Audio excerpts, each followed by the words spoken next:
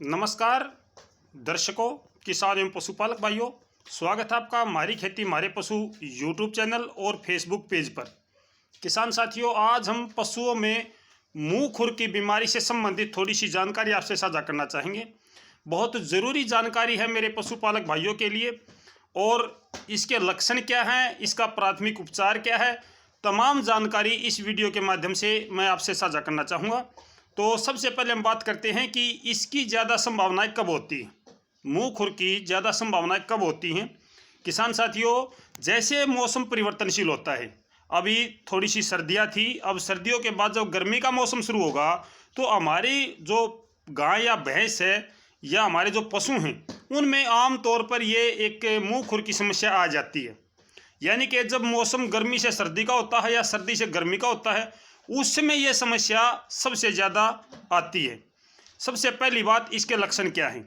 आपका पशु चारा खाना बंद कर देता है, मुंह में से लार पड़नी शुरू हो जाती है, नाक और मुंह दोनों से नाक और मुंह बहना शुरू कर देते हैं, पशु को हल्का बुखार हो जाता है और जब पशु चलता है तो वो लंगड़ाने लग जाता है। कभी एक पैर से लंगड़ाएगा, फिर दो पैरों से लंगड़ाएगा, फिर आपका चारों पैरों से लंगड़ाना शुरू कर देता है।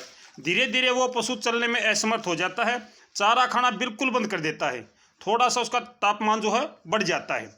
प्राथमिक उपचार के तौर पर अगर मैं बात करूं इस समस्या से निपटने के लिए, तो जिस भी पशु को आपको लगता है कि ये पशु मुंह खुर की चपेट में आया हुआ है, उसका सबसे पहले मुंह की बात करूंगा। उसका मुंह पोटेशियम परमैंगनेट, जिसको लाल दवाई बोलते हैं, चुटकी भर पोटेशियम परमैंगनेट हल्के से गुनगुने पानी में, बिल्कुल हल्के से गुनगुने पानी में चुटकी भर पोटेशियम परमैंगनेट लाल दवाई को आप उसमें घोल लें और पशु के मुंह को अच्छी प्रकार से धो लें। इसके बाद में पशु के मुंह के अंदर नूनी घी लगा दें, जिसको सफ़ेद वाइट मक्खन बोलते हैं, नूनी घी। इसको आप पशु के मुंह के अंदर दिन में कम से कम 2 या 3 बार ऐसा करें, जिससे आपके पशु को काफ़ी राहत मिलेगी। पैरों में जब जख्म हो जाते हैं या पैरों में जब कट पड़ जाते हैं, तो उन पैरों में आप गर्म सरसों का तेल, हल्का सा गर्म, ज़्यादा गर्म नहीं, हल्का सा गर्म तेल डाल दें। इस बात का ध्यान रखिए कि अगर पैरों से खून आते हैं तो उसमें कीड़े मारने वाला जो तेल होता है उसका प्रयोग करें, क्योंकि ज़्यादातर पशुओं में पैरों में जब जख्म होते हैं तो कीड़े पड़ जाते हैं। हम उसकी तरफ ध्यान नहीं देते, जिससे पशु को काफ़ी परेशानी होती है। अगर हम इसकी प्राथमिक उपचार की बात करें, थोड़ी सी और दवाई की बात करें, तो इस पशु को आप थोड़ी सी काली मिर्च पाउडर और 200 ग्राम डालडा घी, थोड़ी सी काली मिर्च और 200 ग्राम डालडा घी, थोड़ा सा डालडा घी को गर्म कर लें और पशु को नाड़ के माध्यम से या किसी भी माध्यम से आप अपने पशु को दिन में 2 बार, सुबह और शाम, ये चीज़ खिलाएं। आपका पशु जल्दी ठीक होगा, जल्दी रिकवरी करेगा। आपको पता है ये कितनी भयंकर बीमारी है।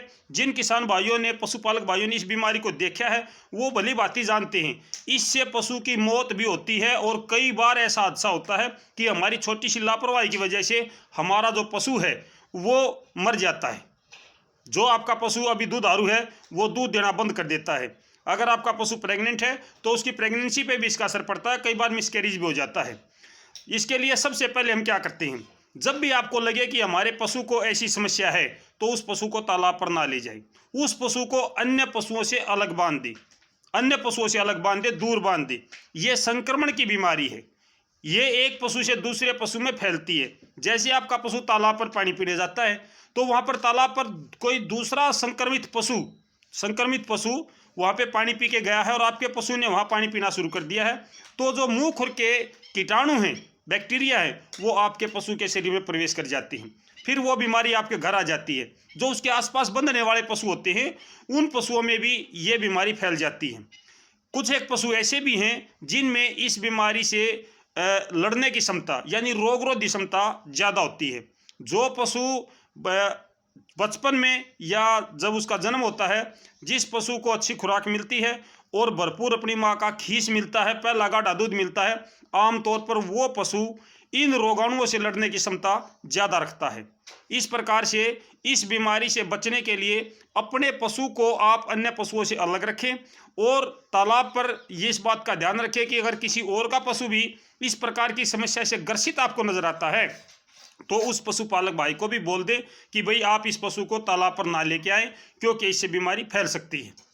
जी किसान भाइयों, सरकार जो हरियाणा सरकार की अगर मैं बात करूं तो हरियाणा सरकार ने इसके लिए एक अभियान चलाया है, इसके उन्मूलन के लिए, इसको जड़ से ख़त्म करने के लिए। और इसके इंजेक्शन मार्च अप्रैल के महीने में और अक्टूबर नवंबर के महीने में फ्री में लगाए जाते हैं। कुछ किसान भाई इसके इंजेक्शन लगवाने से मना कर देते हैं, जिसकी वजह से उनके पशुओं में ये बीमारी ज़्यादा आ जाती है।